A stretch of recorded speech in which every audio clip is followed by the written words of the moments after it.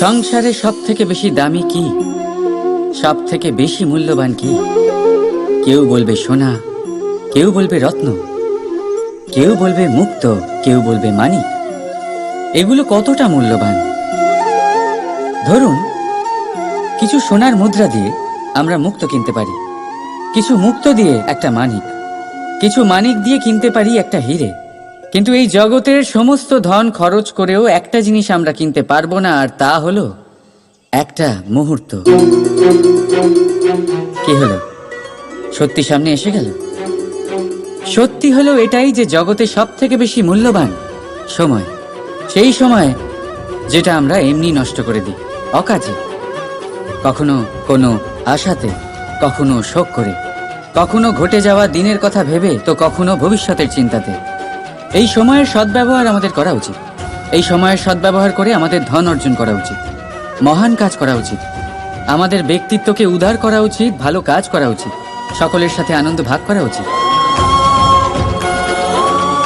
যদি আমরা এই সংসার থেকে চলেও যাই, তাহলেও সময় আমাদের যেতে দেবে না, এখানেই স্থিত করে রাখবে, কারোর না কারোর জন্য প্রেরণা হয়ে, বা কারোর মুখে কৃতজ্ঞতার হাসি ফুটিয়ে। রাধা রাধা প্রশ্ন করছি, সোনা আর লোহার মধ্যে তফাৎ কি? এবার বেশিরভাগ লোকের উত্তর এটাই হবে যে সোনা বহুমূল্য, সোনার মূল্য লোহার থেকে অনেক বেশি। এটা ঠিক, কিন্তু আমাদের এটা ভোলা ঠিক হবে না যে সোনা আমাদের সাজগোজের কাজে লাগে, আমাদের আরো বেশি সুন্দর দেখায়। অন্যদিকে লোহা সেই সৈনিকদের ঢাল ও তলোয়ার হয়ে তাদের রক্ষা করে, যারা আমাদের প্রাণকে রক্ষা করেন। এই সৈনিক না থাকলে আমাদের প্রাণও থাকবে না। এবারে বলুন, সোনার মূল্য বেশি হওয়াতে কি লোহার মূল্য কমে যায়? কখনোই নয়। ঠিক সেইভাবে এই জীবনে আপনি যতই চেষ্টা করুন, কিছু না কিছু এমন থেকে যাবে যা আপনি কখনোই পাবেন না, আর সেই কারণে নিজেকে অক্ষম মনে করা অনুচিত। হতে পারে আপনার কাছে সেই গুণ আছে যেটা সংসারে আর কারোর কাছে নেই। সেই গুণটাকে চিনুন, সেটাকে বাড়ান, আর সেটাকে ব্যবহার করুন। তাই মনে রাখবেন, সংসারে প্রত্যেকটা ব্যক্তি বিশেষ হয়, আর এই সংসারে সবাই সবকিছু পায় না। নিজেই দেখে নিন, সোনাকে যে দোকানে সাজিয়ে রাখা হয়, সেই দোকানের তালা লোহা দিয়ে তৈরি হয়। রাধা রাধা। যখনই আমরা কারোর বাড়িতে যাই, তাদের জন্য আমরা কোনো না কোনো উপহার নিয়ে যাই, যাতে সম্পর্কও বজায় থাকে আর ওনারা তাতে প্রসন্নও হন। এবার এই উপহার হয় আমরা কোথাও থেকে কিনে নিয়ে যাই, না হলে নিজে হাতে বানাই। কিন্তু যদি এমন কোনো ব্যক্তি আসে যে তাদের বাড়ি গিয়ে তাদের জিনিস নিয়েই তাদেরকে উপহার দেয়, তাহলে কি সেটা ঠিক হবে? কখনোই নয়। কিন্তু আমাদেরই মধ্যে এমন অনেকে আছে যারা এটা করে। এবারে আপনারা ভাবছেন কিভাবে, এরকম কারা করে? ভেবে দেখুন, যখনই আমরা মন্দিরে যাই, ভগবানের সাথে দেখা করি, ওনাদের সেটাই অর্পণ করি যা উনি আমাদের দিয়েছেন। এবার যদি আমরা ওনাকে সেটাই দিই যেটা উনি আমাদের দিয়েছেন, উনি প্রসন্ন কিভাবে হবেন?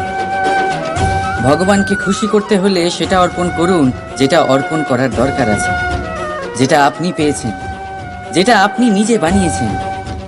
অর্পণ করুন আপনার অহংকার, সমর্পণ করুন আপনার অভিমান, ত্যাগ করুন অহংকার আর অভিমান ভগবানের সম্মুখে, আর তারপর মনে বিশ্বাস রাখুন, আপনার ভগবানকে আপনি নিশ্চয়ই পাবেন। রাধা রাধা। এই কোমল ঘাস দেখতে পাচ্ছেন? এত কোমল যে কোনো বালক এসেও যদি এর উপরে বসে পড়ে, তাহলে এটা নুয়ে পড়ে। একটা ছোট ইঁদুর কোথাও থেকে চলে এসে তার দাঁত দিয়ে এটা কেটে দিতে পারে, আর যদি কোনো হাতি চলে আসে, তাহলে খুব সহজেই সে সমূলে এটা উপড়ে ফেলতে পারে, তাই না? এবারে দেখুন, আমি এই ঘাসকেই বেঁধে একটা দড়ি বানিয়েছি, আর এখন সেই কোমল ঘাস একটা অত্যন্ত শক্তিশালী বন্ধনে পরিণত হয়েছে। এমন এক বন্ধন যেটা কোনো হাতিকে বাঁধার কাজে আসতে পারে। সেই হাতি যে খুব সহজেই এই ঘাসকে উপড়ে ফেলতে পারত। বুঝেছেন আপনি? এই দড়ির মতো যদি আপনারা একসাথে থাকেন, একে অপরকে সাহায্য করেন, পাশে থাকেন, তাহলে যত বড়ই সমস্যা হোক না কেন সেটার সমাধান বড়ই সহজে আপনারা বের করে ফেলতে পারবেন। রাধা রাধা। জীবনে একজন ব্যক্তি তখনই সুখে থাকবেন যখন তার কাছে সন্তুষ্টি আর আনন্দ থাকবে। সন্তুষ্টি আর আনন্দ তার জীবনে তখনই আসবে যখন তার কাছে বন্ধু থাকবে, কিছু এমন লোক থাকবে যারা তাকে ভালোবাসবে। সেই ভালোবাসা সে তখনই পাবে যখন সে নিজে কাউকে ভালোবাসতে পারবে, নিজের দরকারগুলোকে নিজেই পূরণ করার যোগ্য হবে। সে নিজের দরকার তখনই পূরণ করতে পারবে যখন তার কাছে ধন থাকবে। ধন অর্জন তখন করতে পারবে যখন তার কাছে বিদ্যা বা কোনো শিল্প থাকবে। আর সেটা এমনি এমনি হয় না, বুঝলেন? সবার আগে আলস্য ত্যাগ করুন। যে কর্মক্ষেত্রেই থাকুন না কেন সেটা নিষ্ঠার সাথে পালন করুন। বিদ্যা দিয়ে সম্পন্ন হন, তখনই পাবেন আপনি সুখ, তখনই পাবেন আপনি প্রেম, আর তখনই হাসি মুখে নিজের জীবন কাটাতে পারবেন আপনি। রাধা রাধা।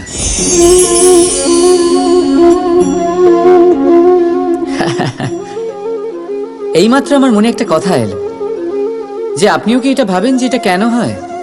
ঈশ্বর আমাদের দুটো চোখ দিয়েছেন, দুটো কান দিয়েছেন, দুটো হাত দিয়েছেন, কিন্তু মুখ দিয়েছেন শুধু একটাই, জিভ শুধু একটাই দিয়েছেন। এরকম কেন? কি কারণ থাকতে পারে এর পেছনে? কারণ আছে। কারণ এটাই যে ঈশ্বর চান যে আমরা সবাই দেখি অধিক, শুনি অধিক, কাজ অধিক করি, কিন্তু বলি কম। এবার যদি আপনি ভালো করে ভাবেন তাহলে এখানেও আমাদের জিভ খুব নরম বানানো হয়েছে যাতে এই কঠোর দাঁতের মাঝে খুব সহজে এটা থাকতে পারে। এবার এটার পেছনেও কোনো কারণ আছে। আমাদের শব্দ আর আমাদের ভাষা এরকমই নম্র আর সহজ হওয়া উচিত। তাই মনে রাখবেন, যদি এই মুখ থেকে কঠিন শব্দ বের হয় তাহলে তার পরিণামও কঠিনই হবে। এরকম নম্র, এরকম সহজ আর এরকম মিষ্টি কথার সাথেই আসুন আমরা সবাই বলে উঠি রাধা রাধা। দেখতে গেলে এই সংসার বড়ই সুন্দর, কিন্তু আসল সত্যি এটাই যে সংসারে সবকিছু নশ্বর। যেটা কাল ছিল তা আজ নেই, যা আজ আছে তা কাল ছিল না, আর যা আজ আছে তা কালও থাকবে না। প্রত্যেক মানুষকেই যথাসময়ে কালের কাছে মাথা নত করতে হয়। এই রূপের বিনাশ করে বার্ধক্য, প্রাণের বিনাশ করে মৃত্যু, আলস্য, ঈর্ষা ধর্মের বিনাশ করে, আর ক্রোধ ক্রোধ বিনাশ করে সম্পর্কের। কিন্তু এরকম একটা অনুভূতি আছে যা একাই সমস্ত গুণ বিনাশ করতে সক্ষম হয়, আর সেটা হলো অহংকার। তাই জ্ঞানকে নিজের কাছে আসতে দিন, কিন্তু অহংকারকে কখনোই নয়। কারণ যদি এই অহংকার আপনার কাছে চলে আসে তাহলে জীবনে যা কিছু আপনি অর্জন করেছেন, তা সে গুণ হোক বা হোক ধন, সে বন্ধু হোক বা হোক আনন্দ, সব কিছু শেষ হয়ে যাবে। রাধা রাধা।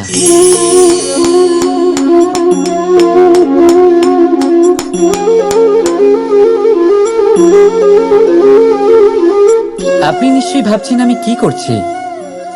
আমি শুনেছি যে পাথরের মধ্যে রত্ন পাওয়া যায়, সেটাই খুঁজছিলাম আমি। কিন্তু দেখুন কি অদ্ভুত ব্যাপার, সব পাথরে রত্ন পাওয়া যায় না, সব গজের মস্তকে গজমুক্ত পাওয়া যায় না, সব বনে চন্দন কাঠ পাওয়া যায় না।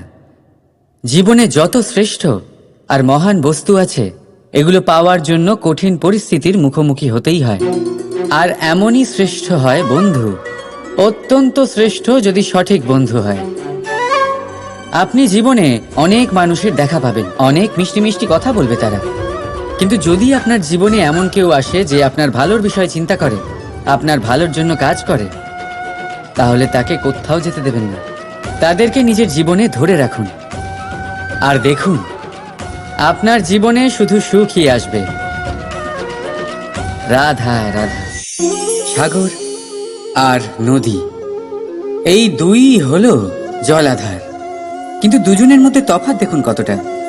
যখন বৃষ্টি পড়ে তখন নদীর স্তর বেড়ে যায়, এত বেশি বেড়ে যায় যে কখনো কখনো পার ভেঙে বয়ে যায়, সব ধ্বংস করে দেয়। কিন্তু যদি বৃষ্টি না হয় তাহলে শুকিয়ে যায় এই নদী, একটা ক্ষীণ ধারায় পরিণত হয়। অন্যদিকে আছে সাগর। এবার সাগরকে দেখুন, যদি নদী এসে সাগরের সাথে মিশেও যায় তাহলেও সাগরের স্তর বেড়ে ওঠে না। সূর্যের তাপ যতই বেড়ে যাক না কেন, সেই তাপের কারণে সাগরের স্তর কমে যায় না, শান্ত হয়ে থাকে, সবেতে সামঞ্জস্য রাখে। আর সেই জন্যই তো এত বিশাল, এত মহান হয় এই সাগর। যদিও আপনিও মহান হতে চান, নিজের ব্যক্তিত্বকে বিশাল বানাতে চান, তাহলে মনে রাখুন আপনাকে সাগরের মতো হতে হবে। শান্ত চিত্তে থাকুন, সবকিছু সমান রাখুন। যদি জীবনে কিছু বেশি সুখ চলে আসে তাহলে নিজের বোধ বুদ্ধি হারাবেন না। যদি জীবনে দুঃখ আসে, কষ্ট আসে, তাহলে আপনার দৃঢ়তা, আপনার লক্ষ্য আর আপনার শক্তিকে ভুলবেন না। কারণ এই শ্রেষ্ঠত্ব ব্যক্তির আচরণ মানা হয়। রাধা রাধা। এই ফুল দেখতে পাচ্ছেন? কি সুন্দর দেখতে লাগছে এই ফুলকে। আর এটার কারণ কি আপনারা জানেন? এই ফুল জানে না কাল ওর সাথে কি হতে চলেছে, আর না এই ফুল তা জানতে চায়। ও জানে না যে ও কাল কোনো সুন্দরী চুল সাজানোর কাজে লাগবে, নাকি কোনো মৃতদেহের শোকের প্রতীক হয়ে উঠবে। ও বেঁচে থাকে শুধুমাত্র আজকে, শুধুমাত্র বর্তমানে, আর তাই নিজেও সুবাসিত হয়ে বাকিদেরও সুবাস প্রদান করে। তাই মনে রাখবেন, সুখী জীবনের মূল মন্ত্র এটাই, না জীবনের চিন্তা আর না মৃত্যুর ভয়।